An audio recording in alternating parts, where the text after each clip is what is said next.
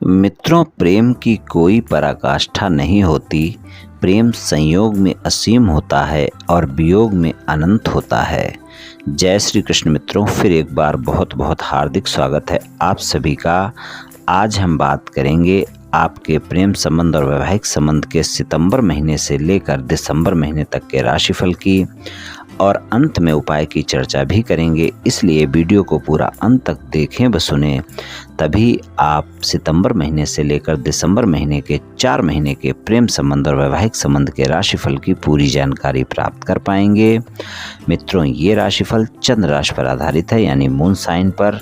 जिन लोगों को अपनी राशि नहीं पता है वो लोग अपनी जन्म कुंडली में ये देख लें कि चंद्रमा उनकी किस राशि में है। जिस राशि में चंद्रमा है वही उनकी राशि है। जिनके पास जन्म कुंडली नहीं है वो अपने नाम के पहले अक्षर से अपनी नाम राशि जान सकते हैं, और ये राशिफल अपनी नाम राशि से भी देख व सुन सकते हैं। तो चलिए मित्रों, शुरू करते हैं। जानते हैं कि आपको इन 4 महीनों में सितंबर से लेकर दिसंबर तक के समय में प्रेम संबंध और वैवाहिक संबंधों में क्या परिणाम मिल सकते हैं। चलिए मित्रों, मकर राशि वालों के हम सबसे पहले प्रेम संबंधों की बात करेंगे। प्रेम संबंधों की बात करें, पंचम भाव में वृषभ राशि है, स्वामी शुक्र हैं, और स्वामी शुक्र का जो गोचर है वो सितंबर के महीने में सप्तम भाव में कर्क राशि में रहेगा, और 2 अक्टूबर को वो सिंह राशि में अष्टम भाव में जाएंगे, 3 नवंबर को कन्या में जाएंगे, 30 नवंबर को तुला में जाएंगे, और 25 दिसंबर को वृश्चिक में जाएंगे। तो आपके पंचमेश का गोचर कुछ इस तरह का रहेगा। कर्क राशि से लेकर और वृश्चिक राशि तक वो रहेंगे पंचमेश शुक्र। आपके राशि स्वामी शनि हैं, जिनका दूसरे भाव में बाणी के भाव में गोचर रहेगा। राशि स्वामी शनि बाणी के भाव के स्वामी भी हैं और बाणी के भाव में गोचर रहेगा। और आपके जो सप्तमेश हैं वहाँ पर चंद्रमा है। सप्तमेश आपके जो सभी राशियों में गोचर कर लेंगे। चंद्रमा का गोचर लगभग 2.25 दिन में राशि परिवर्तन होता है। और बुध का गोचर हम देखें तो बुध आपके सितंबर के महीने में सिंह राशि में यानी अष्टम भाव में रहेंगे, और 1 अक्टूबर से कन्या में जाएंगे, नवम भाव में जाएंगे, 19 अक्टूबर से तुला में दसम भाव में जाएंगे, और 6 नवंबर से वृश्चिक में जाएंगे एकादश भाव में, 27 नवंबर से धनु में, और 28 दिसंबर से फिर से वृश्चिक में आ जाएंगे। यानी अष्टम भाव से लेकर और 12वें भाव तक उनका गोचर रहेगा, जो आपके बुध का, जो कि आपके भाग्य भाव के स्वामी हैं, 6ठे भाव के स्वामी भी हैं। गुरुदेव जो कि 3रे भाव के स्वामी हैं, 4थे भाव में मेष राशि में रहेंगे पूरे 4 महीने। यहाँ पर राहु के साथ उनकी युति होगी, गुरु चंडाल योग का निर्माण होगा 4थे भाव में गोचर में मकर राशि वालों के। तो प्रेम संबंधों की बात हम करते हैं, तो प्रेम संबंधों के मामले में जो शुक्र का गोचर अगर हम देखते हैं तो शुक्र का गोचर अच्छा है। वहाँ पर अगर हम देखें तो शुक्र पहले तो कर्क राशि में है, सप्तम भाव में है। वहाँ पर आपको बहुत अच्छे परिणाम तो नहीं देंगे शुक्र गोचर में सप्तम भाव में, लेकिन 2 अक्टूबर से वो सिंह राशि में जाएंगे। शुक्र अष्टम भाव में गोचर में अच्छे परिणाम देते हैं, और 3 नवंबर को कन्या में जाएंगे तो वहाँ पर भी नवम भाव में अच्छे परिणाम वो देंगे, और 30 नवंबर को तुला में जाएंगे। तो कुल मिलाकर अगर हम देखें तो दिसंबर का महीना बहुत अच्छा नहीं रहने वाला है, और सितंबर का महीना बहुत अच्छा नहीं रहने वाला है। अक्टूबर और नवंबर ज़्यादा अच्छा रहने वाला है। प्रेम संबंधों में अगर हम 4 महीनों में देखें तो आपको मिले जुले परिणाम देखने को मिलेंगे। अक्टूबर और नवंबर ज़्यादा बेहतर रहेगा, और सितंबर और दिसंबर उतने अच्छे परिणाम आपको नहीं दिखाएगा। वहाँ पर सामान्य से ज़्यादा परिणाम नहीं मिलेंगे। बाणी पर संयम रखना होगा। बाणी के भाव के स्वामी शनिदेव हैं, बाणी के भाव में गोचर है। आप में ईमानदारी भी देखने को मिलेगी। आप अपने प्रेमी प्रेमिका से बहुत ही ईमानदारी की उम्मीद करेंगे। आप चाहेंगे कि वो प्रेम संबंधों में ईमानदार रहे, और अगर प्रेम संबंधों में ईमानदार नहीं हैं तो वाद विवाद देखने को मिल सकते हैं। प्रेमी प्रेमिका के साथ संबंधों में मधुरता रहेगी। अक्टूबर और नवंबर के महीने ऐसे होंगे जब आप देखेंगे बहुत ही रोमांटिक समय रहेगा। अगर नए प्रेम संबंध हैं, 4 महीने बेहतर रहेंगे, क्योंकि आपको सितंबर और दिसंबर में भी सामान्य परिणाम तो मिल ही जाएंगे। अगर पुराने प्रेम संबंध हैं तो वहाँ पर अक्टूबर और नवंबर के महीने में काफ़ी रोमांस रहने वाला है आपके प्रेमी प्रेमिका के साथ। और आप देखेंगे इन 4 महीनों में सितंबर और दिसंबर को अगर हम छोड़ दें तो अक्टूबर और नवंबर के महीने में आपकी ज़्यादा मुलाकातें भी होंगी, और आप देखेंगे कि अपने प्रेमी प्रेमिका के साथ ज़्यादा रोमांटिक समय आप गुजारेंगे। और अगर कुल मिलाकर अगर हम देखें तो मकर राशि वालों के लिए प्रेम संबंधों में सामान्य परिणाम तो कम से कम मिलेंगे इन 4 महीनों में।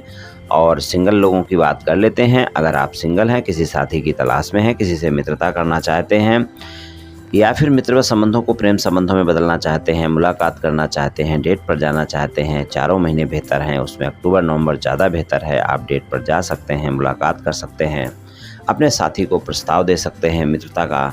लेकिन आप ध्यान रखें कि इस समय पर जिस साथी को भी आप प्रस्ताव दें, जिसको भी अपने जीवन में लाना चाहते हैं, उसके बारे में जानना बहुत आवश्यक है। इस बात का आप विशेष ध्यान रखकर चलें। और इस समय पर जो साथी आपके जीवन में आएगा उसके बारे में जानना आवश्यक है। और अगर आप अपने साथी के बारे में सब कुछ नहीं जानते हैं और आप प्रस्ताव देते हैं तो भी आपका प्रस्ताव स्वीकार किया जा सकता है। अक्टूबर और नवंबर बेहतर है। सितंबर और दिसंबर में आपको ज़्यादा प्रयास करने की ज़रूरत होगी, लेकिन आप ध्यान रखें कि वो साथी आपका लंबे समय तक साथ नहीं निभाएगा। इसलिए अपने साथी के बारे में पहले आप सारी बातें जानें, उसके बाद ही मित्रता का हाथ बढ़ाएं तो आपके लिए अच्छा रहेगा। अगर आपके प्रेम संबंधों में कोई वाद विवाद चल रहे हैं, यानी आपके प्रेम संबंध पहले थे लेकिन आजकल आपके वाद विवाद चल रहे हैं, नो कॉन्टैक्ट सिचुएशन चल रही है, तो आप इस बात का ध्यान रखकर चलें कि अगर आप नो कॉन्टैक्ट सिचुएशन समाप्त करना चाहते हैं प्रेम संबंधों में तो आप प्रयास कर सकते हैं। आपकी नो कॉन्टैक्ट सिचुएशन समाप्त हो सकती है, लेकिन आपको अपने साथी को सच्चाई से सारी बातें बतानी होंगी, जिन बातों को लेकर वाद विवाद हुआ है। और अगर आपने झूठ बोला है तो वो भी आपको बताना ही होगा और अपने साथी को मनाना होगा। यहाँ पर 4 महीनों में अक्टूबर और नवंबर ज़्यादा बेहतर हैं। सितंबर और दिसंबर में आपको ज़्यादा प्रयास करने की ज़रूरत होगी, तभी आपको सफलता मिल सकती है। इसलिए अगर कोई ज़्यादा वाद विवाद हैं तो अक्टूबर और नवंबर के महीने में प्रयास करें।